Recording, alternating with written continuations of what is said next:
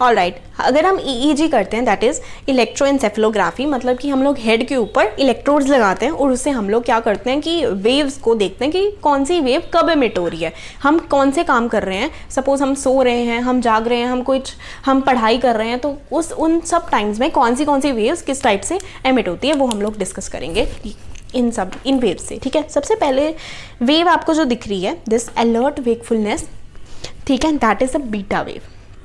ये beta wave जो है आपको दिख रहा है कितनी ज़्यादा फ्रीक्वेंसी है, सबसे ज़्यादा फ्रीक्वेंसी आपको बीटा वेव्स में दिखेगी।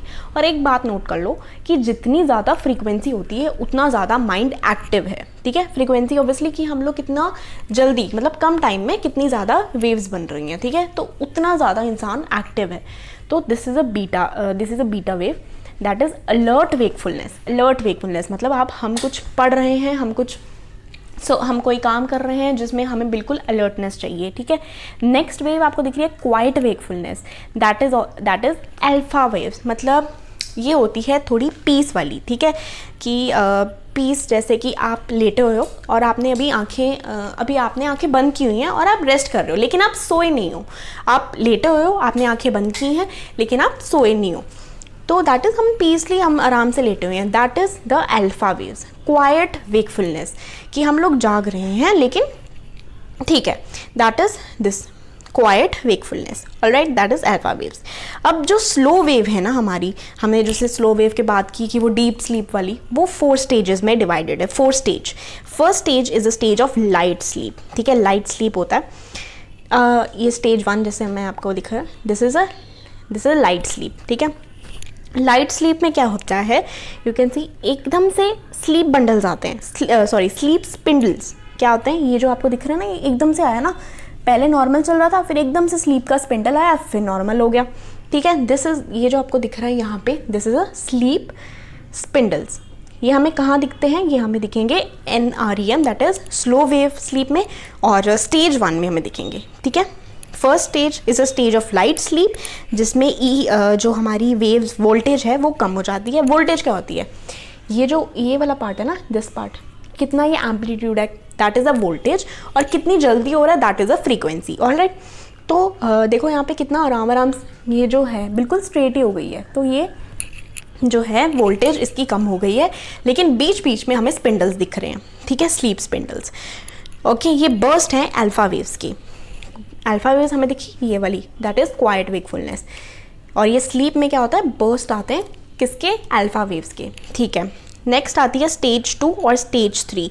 ठीक है, स्टेज 2 और स्टेज 3 और स्टेज 4 में फ्रीक्वेंसी जो है वो कम होती रहती है। देखिए यहाँ पे जितनी थी उससे भी फ्रीक्वेंसी जो है कम होती रहेगी। ठीक है, क्योंकि हमने बोला जितनी ज़्यादा फ्रीक्वेंसी उतना ज़्यादा माइंड एक्टिव। लेकिन जो हम स्लो स्लीप वेव या डीप स्लीप कर रहे हैं तो उसमें हमें माइंड की एक्टिविटी तो चाहिए ही नहीं, इसलिए जो है स्टेजेस जैसे जैसे इंक्रीज़ करेंगी वैसे वैसे फ्रीक्वेंसी जो है वो कम होती रहेंगी। ओके, तो स्टेज 2 और 3 में ये देखो, इसमें फ्रीक्वेंसी जो है और कम हो गई है, this is theta waves. Stage 2 और 3 में हमें क्या दिखती हैं, थीटा वेव्स। ऑलराइट, इसमें थीटा वेव्स क्या होता है, 1 to 3 वेव्स पर सेकेंड, 1 to 3 वेव्स पर सेकेंड। और ये है स्टेज 4। ठीक है, stage 4 is a slow wave sleep. ये बिल्कुल इसमें कौन सी डेल्टा वेव्स आती हैं। ठीक है, इसमें जो स्टेज 2 और 3, जो स्टेज 3 था उसमें हमें थीटा वेव्स दिखी थी। इन वेव्स के बारे में पहले आप बस इतना याद कर लो, ठीक है, कि डेल्टा वेव्स जो होती हैं, देखो कि इसकी फ्रीक्वेंसी देखो कितनी कम है, 1 सेकंड में कितनी कम, लाइक यहाँ से फिर यहाँ, मतलब 1 सेकंड में कितनी कम आ रही है। वहीं आप यहाँ पे ये वाली वेव्स देखो, ये कितनी जल्दी जल्दी आ रही है, मतलब इसकी फ्रीक्वेंसी कितनी ज़्यादा है। ठीक है, इससे हमें पता लगता है कि कितना इंसान अलर्ट है। तो इतना क्लियर कर लो। ठीक है, मैं आपको फैक्ट्स बाद में बताती हूँ, बस आपको दिमाग में इतना क्लियर हो जाना चाहिए कि बीटा वेव्स वो हैं जब आप बिल्कुल अलर्ट हो। ठीक है, आप सब पढ़ रहे हो, ठीक है, अलर्ट हो। देन अल्फा वेव्स तब है जब आप पीसफुली लेटे हुए हो पर आप सो नहीं रहे हो, पीसफुल हो।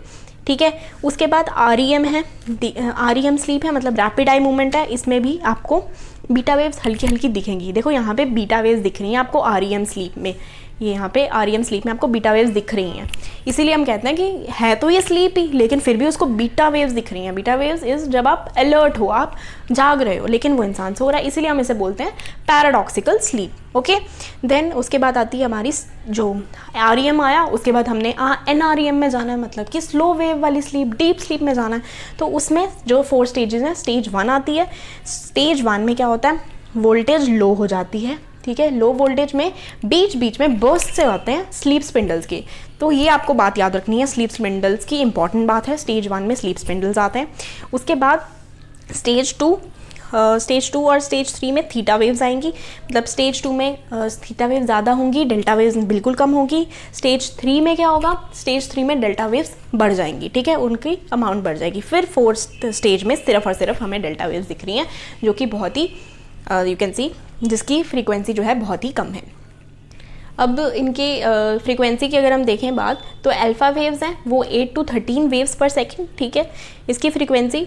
बीटा वेव्स 14 से लेकर 80 साइकिल्स पर सेकेंड। तो देख लो कि बीटा वेव्स की फ्रीक्वेंसी कितनी ज़्यादा है। वही हमने बोला कि बीटा वेव सबसे ज़्यादा होती है जब हम अलर्ट होते हैं बहुत ज़्यादा।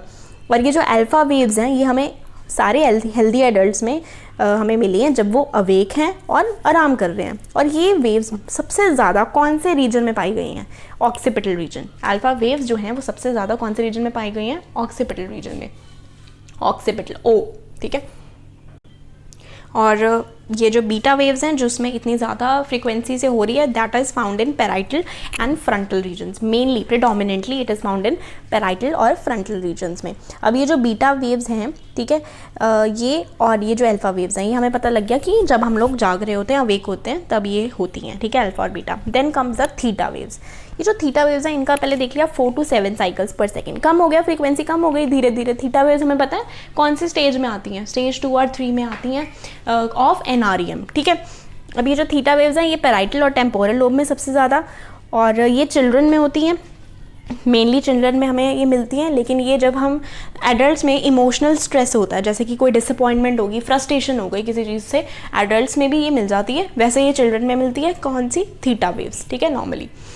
देन डेल्टा वेव्स जो हैं लेस देन 3.5 साइकिल्स पर सेकेंड, मतलब इसकी फ्रीक्वेंसी बहुत कम हो गई है, और ये प्रिडोमिनेंटली कॉर्टेक्स में मिलती हैं, ठीक है। और ये जो कॉर्टेक्स है, ये कॉर्टेक्स में मिलती हैं, और मतलब इसका कोई कनेक्शन जो है वो नीचे से नहीं है, ठीक है। कोई भी कनेक्शन जो है, सारे के सारे कनेक्शन जो हैं हम कह सकते हैं कि कॉर्टेक्स में है, ठीक है। अगर हम लोग थैलेमिक जो कनेक्शन है कॉर्टेक्स का, वो अगर हम ब्लॉक कर दें, कौन सा, थैलेमस वाला कनेक्शन अगर हम ब्लॉक कर दें, ठीक है, तो भी डेल्टा वेव जो हैं वो चलती रहेंगी, उनके ऊपर कोई फ़र्क नहीं पड़ेगा। लेकिन अगर यही हम लोग थैलेमिक ब्लॉक करते हैं, थैलेमस से काट देते हैं कॉर्टेक्स के कनेक्शन, तो हमारी कौन सी वेव नहीं चलेगी, ओके, हमारी अल्फ़ा वेव्स, ठीक है। अल्फ़ा वेव्स जो हैं वो हमारी वर्क नहीं करेंगी, वही हमारी डेल्टा वेव्स जो हैं वो वर्क करेंगे। क्यों? क्योंकि डेल्टा वेव्स प्रिडोमिनेंटली कॉर्टेक्स में ही ओरिजिनेट करती हैं, ठीक है।